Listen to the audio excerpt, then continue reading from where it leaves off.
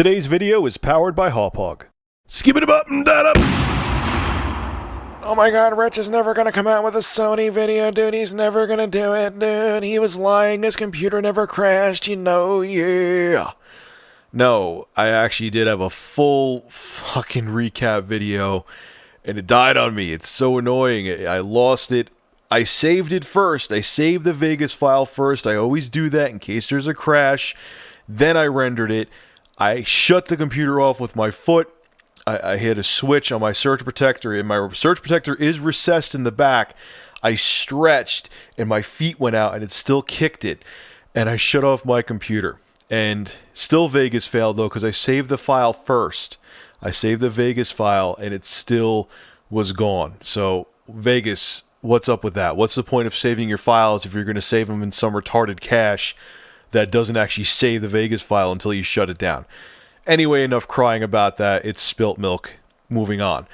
But instead of going over a full recap, and everyone, there's so many recaps of the PS4 announcement, I'm just going to talk about the two things that really stuck out with me in the PS4 recap, and why I'm so excited about the PlayStation 4 now, when honestly, before the conference, I really could give a crap about it.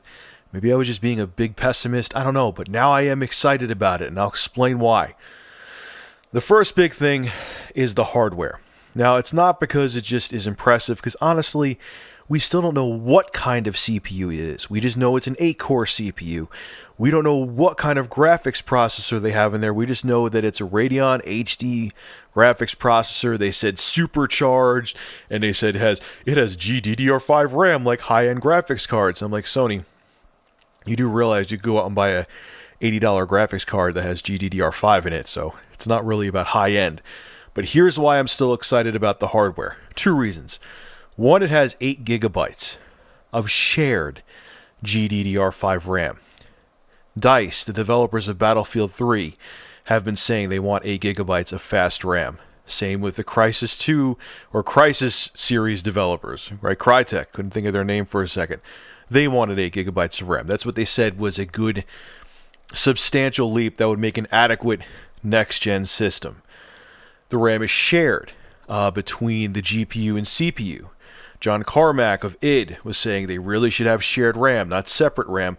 That was a big problem with the PS3, is that it had 2 banks of RAM. They had GDDR3 RAM for the GPU, and they had the, I think it was XDR RAM, that funky RAM for the CPU. And yeah, it's all well and good, they had dedicated RAM, but it's just easier to program for if there's just one pool of RAM. It's just, I'm not a programmer why it is, but that's what I hear. It's just more efficient to program for a console if the RAM is just a pool of RAM that's shared between the CPU and GPU. So that's a big thing. Even the ginormous thing that a lot of people are missing and people were bitching about is that it's x86 architecture. That's PC architecture. That's what the computer I'm working on right now to make this video is based on. Your computer is based on. Whether it's Apple or Mac now, it's based on that. Apple went to Intel back in 06 or 05, so it's x86 based. Developers have been dying for that. Now, it's interesting. When Ken Kutaragi was at the helm of the PlayStation division of Sony, he was all about making funky hardware that was foreign architecture, that, yeah, it was powerful. Like the Cell, I mean, you know, some of the, you look at the Killzone series on the PS3, it still looks gorgeous to this day. But there was two reasons he did that. One, he was about making this super exotic hardware that, you know, it was a marketing thing. And two, they've even had admitted it, Sony, is that they were hoping with the PS3, and they did it with the PS2 as well, that if they made the hardware tough to program for, this is in articles. I wish I'd saved the damn articles. You could look them up, though. If I find one, I'll put it in the comment section. They kind of wanted to make the hardware tough to program for, so it would be harder to make ports to their competitors' hardware. But with the PS3, it backfired because the 360 ended up being the top dog this generation when it came to multiplats, and the PS3 was, you know, behind Microsoft for most of the generation, so they would end up getting the shit multiplats or not get games in general, and the 360 got most of the multiplats, so they got bit in the ass. With the PS4, They learned that was a pretty dumbass idea. So they went with this open, easy to program for architecture, and it's just gonna, for developers, it's a huge thing because it's gonna be a breeze to put games on the console. No more worrying about, bottlenecks and shortcomings. I mean, obviously, the power of the system in general over time, as consoles get older, it's like anything else. The hardware gets older, new technologies come out, and there starts to become limitations. But it's going to be much easier to make games look good, run good. They're embracing the indie market, and it's easier to develop these games because all the programmers know the x86 architecture. It was a big thing when you saw those indie developers, like the guy from Braidwood up on stage. I think that's brilliant because this generation, we've seen with the current one and the next generation, things are starting to change. Look at Minecraft. Minecraft blew the hell up from a small indie developer. Sony knows, or at least learned their lesson, that you can't just depend on the big, ginormous hogs, the behemoths out there like EA and so Activision to make your titles. You got to embrace everybody. Because that's what helped the PC gaming platform this generation, is that you go on Steam, they aren't just pushing, the big games. It's the indie games that move a lot of dollars too, that make a lot of money. So it was nice to see that, and with this open platform, this x86, just like a PC-based architecture, it's going to be much easier to develop games. Multiplats are going to be much easier to put on there. And indie developers who mostly work on PC, like say there's a big game that comes out on PC, they could just plop it on at PS4 for the hell of it, and there'll be virtually no difference in the code.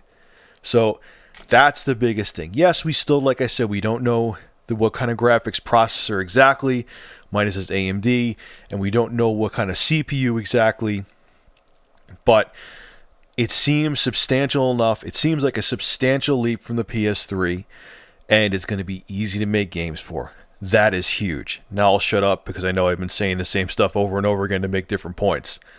The other thing, and this is what sucked major ass crack with the PS3, they have a separate processor just to download, just for uploads and downloads and back and behind the scene tasks. So you could download just a small piece of a downloadable title game from PSN and start playing it almost right away. You could put, just like a laptop, you could put the system to sleep, the PS4, and power it on, and boom, you're right back in your game. So updates are going to happen in the background. You won't even notice them happening, supposedly. You could play downloaded games instantly. Those are huge. That's huge, man. That was my biggest beef with the PS3 and now the Wii U, is that updates were so intrusive. Like, you would sit and it would take forever. Like, the 360 was the one who had it, who, when it came to updates and downloading games, it was the most seamless. But on the PS3, you would have to sometimes it was a huge update, you would download the update, then it would install the update, then the system would restart, then you could play the game. In the 360, the download and install happened at the same time, so it was pretty quick. Not going to be as quick as the PS4, where you could play games after downloading them for a couple minutes. But it's nice to see what I'm seeing from what I saw with the PS4 launch, is it seems that Sony paid attention to what consumers wanted and to what developers wanted. They didn't just, if Kutaragi was still at the helm, they would have went on that other shit path where they just, we want to do what we want to do. We're Sony. We're the kings. We run this shit. You're going to program for whatever the hell we make. They kind of had to. They were humbled because the PS3, wasn't the king for most of the generation. Yeah, I know it's sold the most it's selling more. It's sold in total more consoles now than the 360, but it isn't just about that. It's about how much software moves off the shelves, so on and so forth. But they're listening. They learned, and that's why I'm excited. When I saw that conference, I'm just sitting there and I'm just like, holy crap, they're paying attention. Easy to program for hardware. They're embracing indie developers. It was an adequate leap from the PS3, which for a long time, from credible sources, it wasn't it wasn't going to be that big of a leap. They were saying that in the beginning, my computer's going to sleep. Are you kidding me? In the beginning, they were saying that it was going to be like 2 gigabytes or 4 gigabytes of GDDR3 RAM. That would have been nothing. That would have been pathetic. Why even make a new console? This, like, I just felt so confident. I was like, yeah, the games looked, marginally better, but I'm sure when developers really start pushing the hardware, we'll see even more improvements. I mean, the games look great, but, it wasn't like, oh my God, it doesn't look like ultra next gen, but I told you to expect that too. Each generation, the law of diminishing returns is going to take more of an effect, and you're going to see it even more so with this generation. You're not going to be super blown away by the graphics like you were with the previous ones, but to me, it's enough. Sony listened. I know I keep on saying the same things over again, but that's what it is. Sony paid attention to what people wanted, and I have a feeling that it's going to pay off for them. I really do. I have a feeling that Sony is going to regain the crown this generation. And if you asked me that it was 6 months back if that would happen, no. I would have told you that I thought it was Nintendo that's going to happen with. And people are going to be pissed off what I have to say about the Wii U. Do I think the Wii U can compete with the PS4 with these confirmed specs, although still somewhat vague, but there's enough there for me to make a judgment? I don't know. I'm doubtful now. I once, people get mad at me because I change my mind on things, but I change my mind according to the information I'm given, according to the news sources that I get. When I was saying that the Wii U was going to be in the same ballpark as the PS4 and 720, which we still don't know the 720 specs yet, that Microsoft's next-gen console specs, I go by what I'm given, okay? When I was first told that it was going to be 2 gigabytes or 4 gigabytes of GDDR3 RAM in the PS4, yeah, I'm thinking, it's not going to be that much of a difference. It's going to be in the same ballpark. Maybe they might have, more anti-aliasing, but it's not going to be a mind-blowing jump between the Wii U and the PS4. It may not be mind-blowing, but here's my concern. Think about this alone, okay? Just talking from a memory standpoint. It's not all about memory, it's about the efficiency of the processor. It's about how capable the graphics processor is, how many stream processors it has, how it handles tessellation, so on and so forth, and other features that are built into the graphics processor. But there's 8 gigabytes of GDDR5 RAM, okay, inside the PS4. Now, Sony, they could pull a Sony like they did with the PS3. If you remember the PS3 was supposed to have 2 HDMI outputs, which could output 2 different 1080p signals and 2 different TVs when they first talked about the PS3 on stage. Yeah, that never happened. Maybe they may realize that, 8 gigabytes of GDDR5 RAM is too expensive. They could cut it down. I doubt it at this point if they're going to have a release in November of the next-gen system. But anyway, getting back to the Wii U compared to the PS4, the Wii U has 2 gigabytes of GDDR3 RAM, which is older RAM, which was in video cards like the 8000 series NVIDIA cards and the 3000 series cards from AMD or ATI at the time. It's older tech. It's older, slower RAM. On top of it, they only have 2 gigabytes of RAM, and 1 gigabyte of that RAM is completely used up by the Wii U's operating system. So there's only 1 gigabyte of RAM, 1 paltry gigabyte of RAM left for graphics. People are gonna. I know. Dr. Trey was pissed off at me, like, why don't you stand behind what you say? When the facts change, dude, I'm gonna change my opinion on things. All right. It's slower RAM, and it's much less for developers to work with.